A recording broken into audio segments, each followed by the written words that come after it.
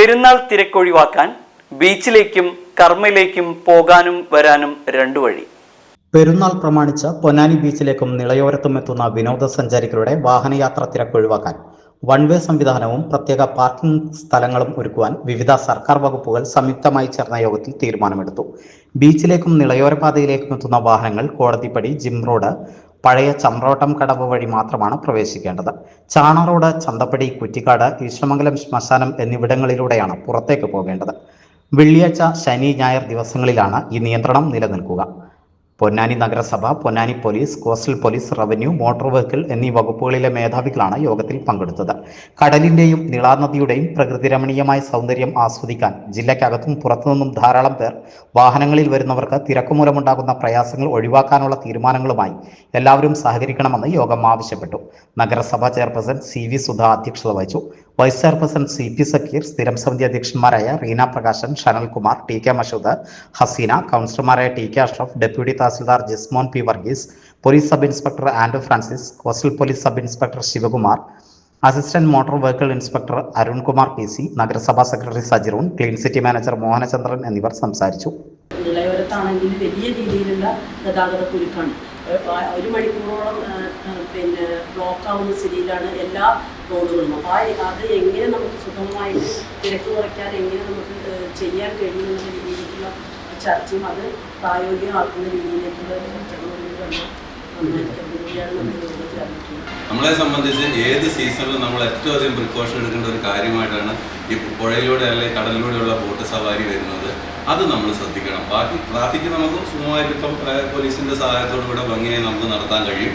പക്ഷേ മറ്റുള്ള കാര്യം നമുക്ക് എങ്ങനെ കണ്ടെയ്ൻ ചെയ്ത് നിർത്താൻ കഴിയും, മറ്റു പ്രശ്നങ്ങളൊന്നും ഇല്ലാതെ അത് കയ്യിലെടുക്കുന്ന സിറ്റുവേഷൻ, അതാണ് പ്രധാനമായിട്ട് നമുക്ക് പറയാനുള്ളത്. പെഡൽ ബോട്ട് ഉണ്ടെങ്കിൽ അതും സൂക്ഷിക്കുക.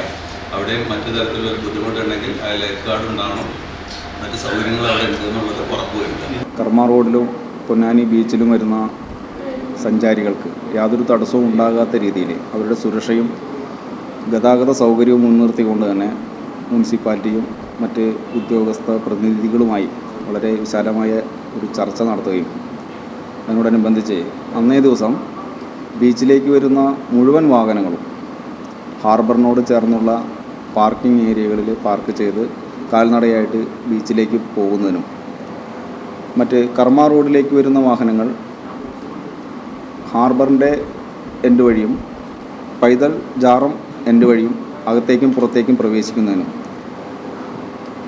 ജിം റോഡ് ഒഴികെയുള്ള മറ്റ് 4 റോഡുകളും പുറത്തേക്ക് കർമ്മ റോഡിൽ നിന്നും പുറത്തേക്ക് മാത്രം പോകുന്നതിനുള്ള ആവശ്യത്തിനും ജിം റോഡും കൂടി കർമ്മ റോഡിലേക്ക് പ്രവേശിക്കുന്നതിനുള്ള മാർഗമായിട്ട് ഉപയോഗിക്കുവാനായിട്ടാണ് തീരുമാനിച്ചിട്ടുള്ളത്.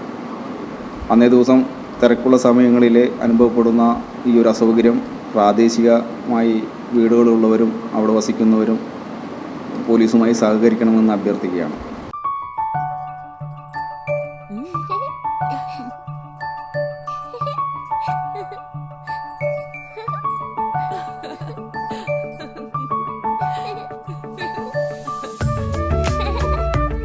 ചില നോട്ടങ്ങൾ പറയാതെ പറയുന്ന ഓർമ്മകളാണ്. ആ ഓർമ്മകൾ എനിക്ക് സമ്മാനിച്ചതെല്ലാം വിലപ്പെട്ടതുമാണ്. ബാല്യം മുതൽ മൂല്യമുള്ള ഇഷ്ടങ്ങളെ എന്നെക്കാളും അറിയുന്ന എന്റെ കുടുംബവും വിശ്വാസത്തിന്റെ മുഖമുള്ള ബാസിത് വെഡിംഗ് മോൾ പോലെ എത്രയോ സുന്ദരമാണ്.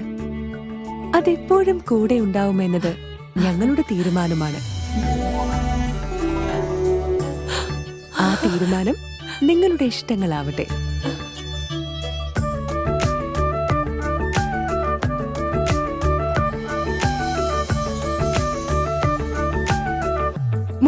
വർഷത്തെ വിശ്വസ്ത പാരമ്പര്യവുമായി എന്നും എപ്പോഴും കൂടെയുണ്ടെന്ന വിശ്വാസം.